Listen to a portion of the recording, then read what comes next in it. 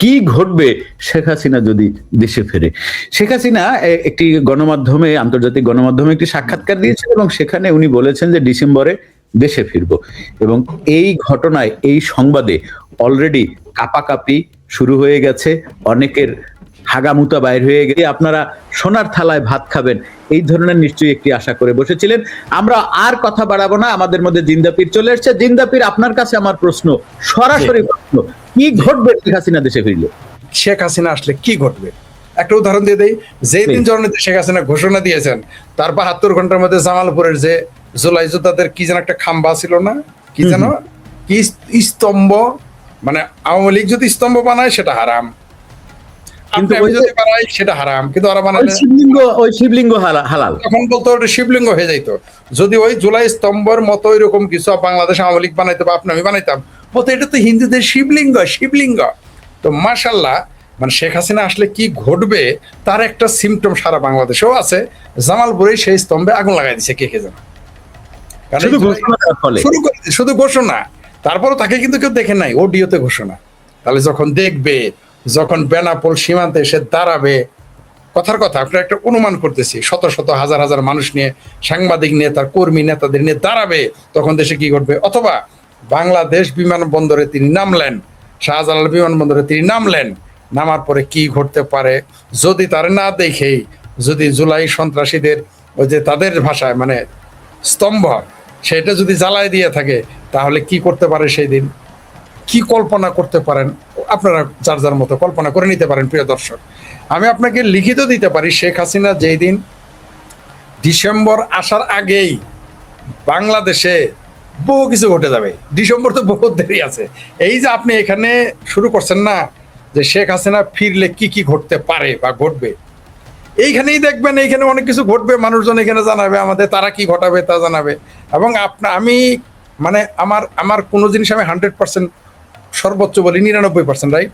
আপনারটা আমি গ্যারান্টি দিলাম, এটা আপনার এই যে শুরু করছেন আপনি, এইখান থেকে কত কিছু ঘটে যাবে আপনি দেখতে পারবেন। তাহলে আপনি টিটুর আওয়ামী লীগ করেন না, সাইফুল বাতেন টিটু, আমি আওয়ামী লীগ করি না, তাহলে এই শিরোনামেই যদি এইখানে অনেক কিছু ঘটে, তাহলে জননেত্রী শেখ হাসিনা, বঙ্গবন্ধুর কন্যা শেখ হাসিনা, আওয়ামী লীগের সভানেত্রী শেখ হাসিনা, যেই একমাত্র ব্যক্তি বলতে পারে যে এই দেশ আমার এবং আমার বাপের, যে বলতে পারে, আমরা বলতে পারি কিন্তু আমার দেশ, আমার বাপের দেশ, দাদার দেশ, এইভাবে বলতে পারি, কিন্তু আমরা কি বলতে পারবো এই দেশ আমার বাপে জন্ম দিছে? সম্ভব না কারো পক্ষে। এটা শেখ হাসিনা, শেখ রেহানা বলতে পারে। সজীব ওয়াজেদ জয় বলতে পারে যে আমার নানা এই দেশটাকে জন্ম দিয়েছে। এটা আর কেউ বলতে পারবে না। যত কিছুই বলেন আপনি পৃথিবীর ইতিহাসে, আপনি বাংলাদেশে যদি এখন বিপ্লব ঘটায় ফেলেন, আপনি যদি প্রধানমন্ত্রী হয়ে যান, আপনার পোলা কি বলতে পারবে যে আমার বাপে দেশটা বানাইছে? পারবে না। বলবে আমার বাপ মন্ত্রী ছিল, প্রধানমন্ত্রী ছিল, বিপ্লবী নেতা হয়েছিল, তাই না? কিন্তু বলতে পারবে যে এটা আমার বাপের দেশ বানাইছে? এটা একমাত্র শেখ হাসিনা পারে, আর কেউ পারে না, সম্ভবই না। তো এই মানুষটাকে আমি, বিশ্বাস করেন, আমি ভেবেছিলাম অনেক দেরিতে ঘোষণা দিবে আসার। আমি খুব হ্যাপি যে এই দিনটির জন্য অপেক্ষা করতেছিলাম। এই যে চিঙ্কুবামদের যে ফালাফালি তেল চোরার মতো, এই ভাই রে ভাই, আপনি তো জানেন এই শাহবাগের চিঙ্কুবাম, ঢাকা বিশ্ববিদ্যালয় করা হাই রে ফালাফালি, ওই যে তোপখানা রোডের 5টা চিঙ্কুবাম যে ফাল পারে রে ভাই, মনে হয় যে তারা সবাই ডোনাল্ড ট্রাম্প হয়ে গেছে, সবাই মনে হয় যে নরেন্দ্র মোদী হয়ে গেছে, সবাই মনে করে নিজের। ফরিদ ভাই, দর্শক শ্রোতা বন্ধুরা, আপনারা দেখতে পাচ্ছেন এখানে একটি পাকিস্তানি বীজ বারবার মন্তব্য করছে। যারা বঙ্গবন্ধুর সৈনিক আছেন, যারা আওয়ামী লীগের সৈনিক আছেন, তাকে একটু ধুয়ে দেন। শুধু এটাই আমার দাবি, ঠিকঠাক মতো ধুয়ে দেন। এটাই দিতেছি, পুত্র একটু ঠিকঠাক মতো ধুয়ে দেন। আসো আসো ভাবির পোলারা, আসো আসো আসো আসো আসো, আমরা তো চাই যে আওয়ামী লীগ যত আসবে তার চেয়ে তোমরা বেশি আসো এখানে। হ্যাঁ, আওয়ামী লীগের দর্শকের চাই তোমাকে বেশি খুঁজি। আমি তোমাদের বেশি, যারা পিয়ারা পাকিস্তানি আছো, যারা হেফাজতে পাকিস্তানি আছো, যারা জামাত আছো, ভাবির পোলারা আছো, কেসকিবান্দির পোলারা আছো, যারা মুক্তিযুদ্ধের নাম শুনলে শরীরে জ্বর আসে, যাদের 71 শব্দ শুনলে কপালে ব্যথা ধরে মানে মাইগ্রেন হয়ে যায়, যারা বঙ্গবন্ধুর জয় বাংলা স্লোগান শুনলে শয়তান, যেমন ওই যে ইসলামের পরিভাষায় আজান দিলে নাকি শয়তান পালায়, বঙ্গবন্ধুর জয় বাংলা স্লোগান দিলে স্বাধীনতা বিরোধীরা পালায় যায়। শুনেন, যত কথাই বলেন, জয় বাংলা স্লোগান দিলে কিন্তু স্বাধীনতা বিরোধী ধরা পড়ে। দেখুন মুখগুলো না কেমন যেন হয়ে যায়, এটা আমি প্রমাণ করছি, আমি একটু চেক করে এটা বলতেছি। মানে যতই ছুপা হওয়ার উস্তম থাকুক, বিএনপিও কিন্তু এরকম আচরণ করে না। না বিএনপি স্লোগান দিলে চুপ করে বসে থাকবে, ওদিক তাকায় থাকবে, কিন্তু জামাতিদের হেফাজতদের মুখ চোখ কালো হয়ে যাবে, আমরা গেঞ্জির মতো কালো হয়ে যাবে, চিন্তা করছেন? নিশ্চিত থাকেন।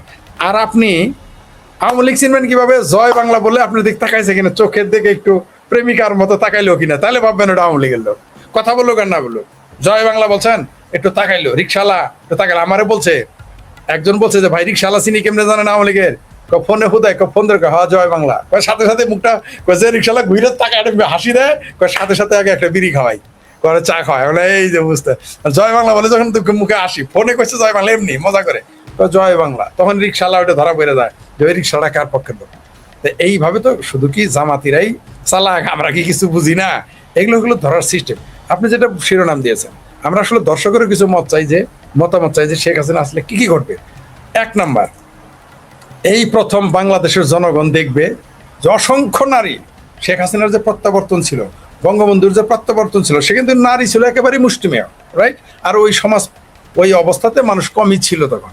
শেখ হাসিনার আমলে যখন তিনি প্রত্যাবর্তন জানাতে শেখ হাসিনা আসলেন ভারত থেকে, তখনও কিন্তু প্রত্যাবর্তনে মানুষজন কম ছিল, ঠিক আছে, খুবই কম ছিল। কিন্তু এইবার দেখবেন না, আমি যদি এটা যদি আমি একটু ফরিদ ভাই আপনাকে আরেকটু ক্লিয়ার করে বলি, সেটি হচ্ছে আওয়ামী লীগকে ইতিহাসে যতবার নিশ্চিহ্ন করে দেওয়ার চেষ্টা করা হয়েছে, ততবার কিন্তু আওয়ামী লীগ আগের থেকে কয়েক গুণ বেশি শক্তিশালী ভাবে ফিরে আসছে। যদি আমরা 1975 সালের 15ই আগস্ট যখন বঙ্গবন্ধু সপরিবারে বঙ্গবন্ধুকে হত্যা করা হলো, তার ওই সময় যে আওয়ামী লীগ আসলো, দেশে ফিরলো, অনেক ঘটনা ঘটলো, তারপরে 81 সালে যখন শেখ হাসিনা ফিরলেন, 1996 সালে কোন একটা ভাবে প্রথম আওয়ামী লীগ আসলো আর কি, যদি আমরা স্বাধীনতার পরে ধরি, বঙ্গবন্ধু হত্যার পরে ধরি, আসলো। তারপরে আওয়ামী লীগ আসলো কবে ক্ষমতায়? এরপরে কিন্তু ঘটনা হইলো কি, যে আওয়ামী লীগকে চিরদিনের জন্য নিশ্চিহ্ন করে দেওয়ার জন্য আওয়ামী লীগের উপরে বোমা হামলা ঘটনা হলো, আরো শক্তিশালী হলো। এবারে যেটা করা হয়েছে সেটি হচ্ছে গিয়ে, এটি সবাই জানে যে জামায়াত ইসলামের লোকজন সবাই বলেছিল যে আমাদের টার্গেট ছিল শেখ হাসিনা, মানে হচ্ছে কি শেখ হাসিনাকে হত্যা করবে। শেখ হাসিনাকে তারা বলেছে, অন দ্য রেকর্ড বলেছে। হ্যাঁ, এবার শেখ হাসিনাকে কি করলো, বাংলাদেশের যে সমস্ত বুদ্ধিমান আর্মি অফিসাররা যারা বুঝতে পারছে যে শেখ হাসিনার গায়ে যদি একটা ফুলের টোকাও পড়ে তাহলে বাংলাদেশ চিরতরে ধ্বংস হয়ে যাবে, সুতরাং তারা একটি যুদ্ধ বিমানে, বিশেষ প্রোটোকলে, আপনি কি এটা জানেন যে শেখ হাসিনা ভারতে যে আছে উনি কিন্তু প্রধানমন্ত্রীর মর্যাদায় আছে, এটা কি জানেন আপনি? হ্যাঁ, এটা অনেকেই জানে না, সবাই জানে রাষ্ট্রীয় অতিথি, কিন্তু উনি ওখানে প্রধানমন্ত্রী পদ মর্যাদায় আছেন। না, উনি এখানে প্রধানমন্ত্রী, কারণ এটা অনেকেই জানে না। হ্যাঁ, এটা অনেকেই জানে না, কারণ হচ্ছে গিয়ে উনি কোথাও পদত্যাগ করেন নাই, বাংলাদেশের সংবিধান অনুযায়ী উনি এখনো বাংলাদেশের প্রধানমন্ত্রী। সুতরাং ভারত যদি বাংলাদেশের যেই ভারতের সহযোগিতায় আমরা মুক্তিযুদ্ধে জয়লাভ করার পরে যেই সংবিধানটা আমাদের রচিত হয়েছে, সেই সংবিধানকে যদি অস্বীকার করে শেখ হাসিনাকে রাষ্ট্রীয় সাধারণ অতিথি হিসেবে রাখে, তাহলে তাদের সেই মুক্তিযুদ্ধের যে সহযোগিতা এবং তাদের যে সেনারা মারা গেছে সেটি ভুলণ্ঠিত হবে, যার কারণে সেটা ম্লান হয়ে যাবে। যার কারণে শেখ হাসিনা কিন্তু ওখানে প্রধানমন্ত্রীর পদমর্যাদায় আছেন। এটা কিন্তু অনেক নদীর পোলা জানে না, অনেকেই জানে না, আমার ভাবির ছেলেরা তো জানে না। সুতরাং আমি যেটা বলতে চাচ্ছি সেটি হচ্ছে, শেখ হাসিনা যখন ফিরবেন, শেখ হাসিনা আওয়ামী লীগ প্রত্যেকবার ফেরার পরে যেই ভূমিকম্প বলি, অমুক হয় তমুক, এবার হবে সুনামি, এবং এই যে ভয় কি পরিমাণ পাচ্ছে এর কিছু আপনি হচ্ছে গিয়ে এখানে মন্তব্যের ঘরে দেখতে পারবেন। আমি বেশি কথা বলবো না, আমি আপনার কাছে সরাসরি জানতে চাই কি হতে পারে রাজনৈতিক অঙ্গনে, কি হতে পারে আমলাতন্ত্রের ভেতরে, কি হতে পারে সেনাবাহিনীতে, কি হতে পারে বিমান বাহিনীতে, কি হতে পারে নৌবাহিনীতে, কি হতে পারে পুলিশে।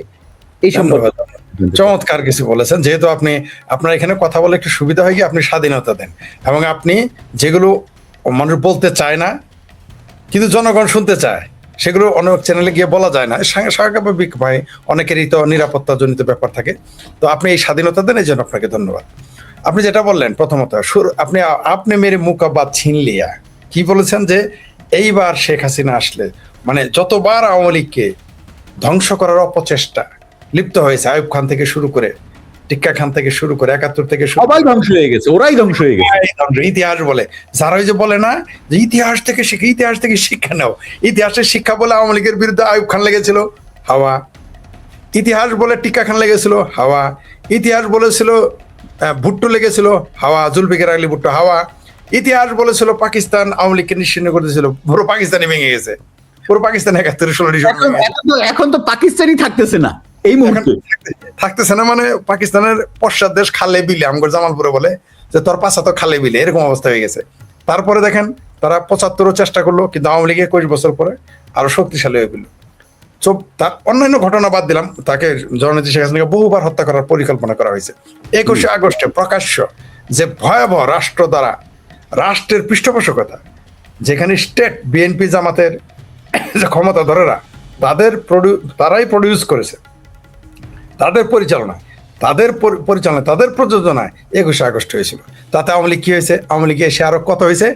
একটানা 16 বছর ক্ষমতায় থেকেছে। তার ক্ষমতার শেষ 24 নির্বাচনে বিতর্ক থাকতে পারে, সেটা ভিন্ন কথা।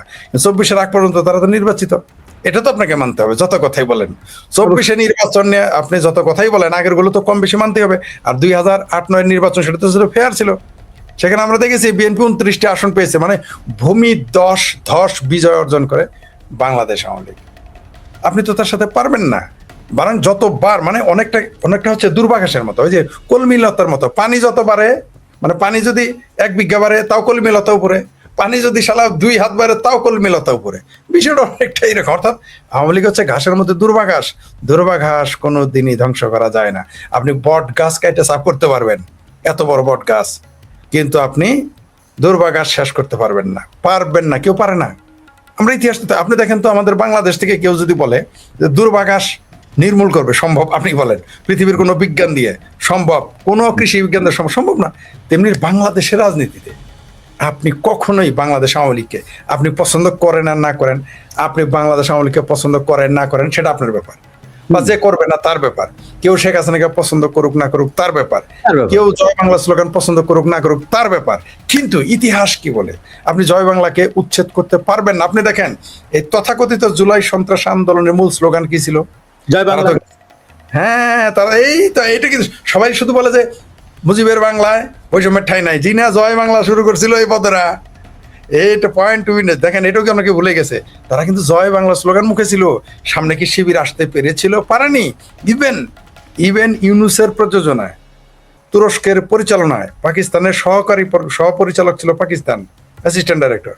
সেই যে শিবির যে ক্ষমতায় আসলো, মানে ক্ষমতা দখল করালো, নীলক্ষেতের ছাপ্পা ভোটে ভিপি বানাইলো।